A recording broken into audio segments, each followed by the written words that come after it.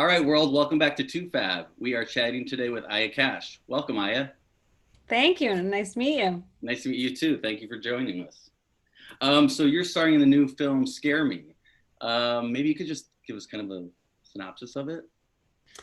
Scare Me is a horror comedy about two horror writers who get together on a dark and stormy night and decide to try to out scare each other with scary stories. And you end up sort of not knowing what's real and what's not at a certain point. Totally. Um, it's great, and it feels like a great it could be like a theater production as well. And like as an actor, is that you get to really like flex your chops? Was that like something you're concerned with going into it, or how'd you approach it?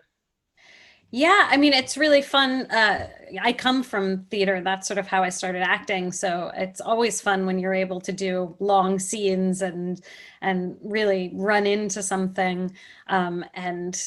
This sort of one space, let's make it work with what we have kind of mentality feels very theater.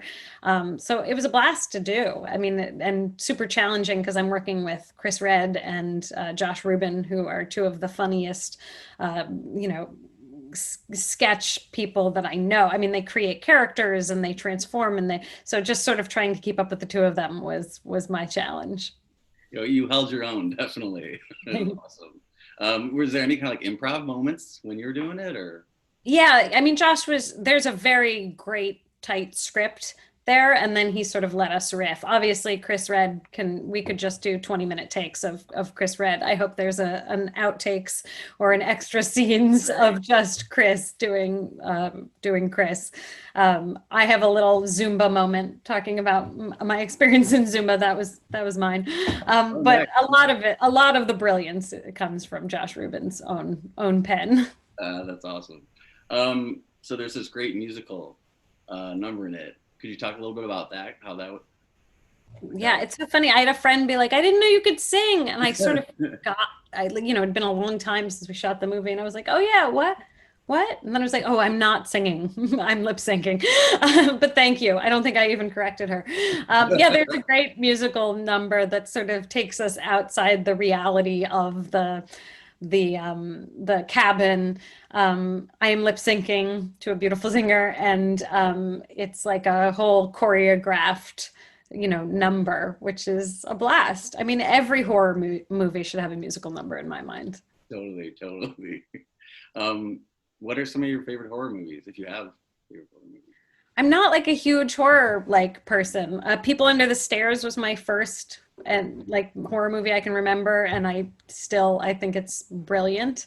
Um, I was saying to someone, I was like, Beetlejuice doesn't count, right? Beetlejuice is one of my top movies Movies. of all time, horror otherwise. So I would say that, but I'm not like I'm definitely not a like slasher kind of horror girl. It's not my taste.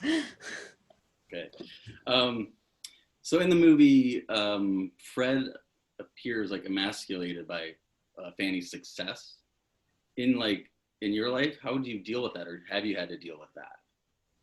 No, I mean that's such a rare man to be emasculated by a strong woman. I've never not a one. Never. Um, no, I mean I think I think look, everybody's got different ways of dealing with things. I'm probably more like Fanny in that I'd be like, that's bullshit. Next. So I don't tend to. Anyone who is been emasculated by me, there's probably good reason. That's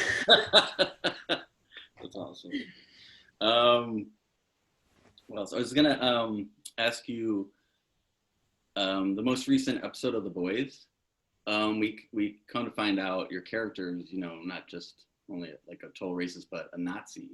I'm sure you knew that going in. How do you feel about the reveal, and how do you like prepare for that?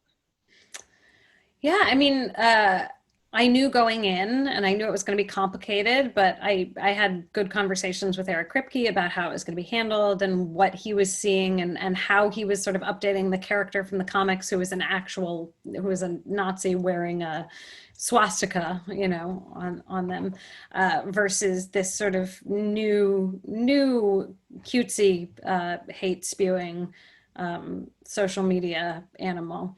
And I think they handled it, pretty well, in that you think she's one thing and then she realizes she's another, and then you realize, oh, this is direct lineage. This is not like, this is not the child of Nazis. This is the actual real deal, because we live in a superhero world where I can be 100. Right, right, right.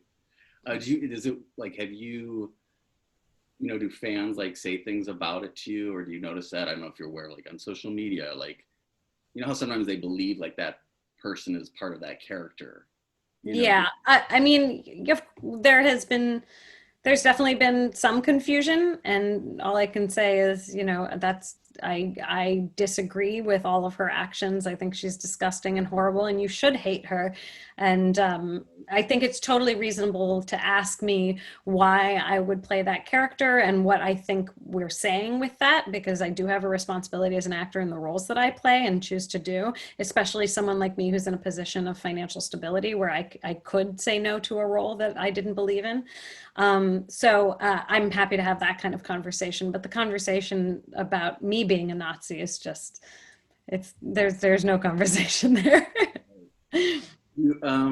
Well, I kind of off that, is there, I don't know if this is like a personal thing, but being financially stable as an actor, like, is kind of a really big moment, I would think, like, do you remember like when you kind of felt that, or like, oh, I've done it, this is my career, and I can make a living off my career, Yeah, I do remember. It's the first time I got a TV show that ran on Fox for, I think, 13 episodes. And it just gave me the buffer to be able to start to pick and choose roles in a different way. Not completely, because I still have to work. It's not like but to be able to say, like, no, this is what I want to be doing, or I'm more interested in waiting a couple months and maybe not working as much, or that I can do that. And I couldn't have done that when I first started out, or I could have, excuse me, but it's a much more complicated decision when you are saying, well, I can turn down that role and go back to my waiting tables, or I can take that role and possibly start to transition out of my day job.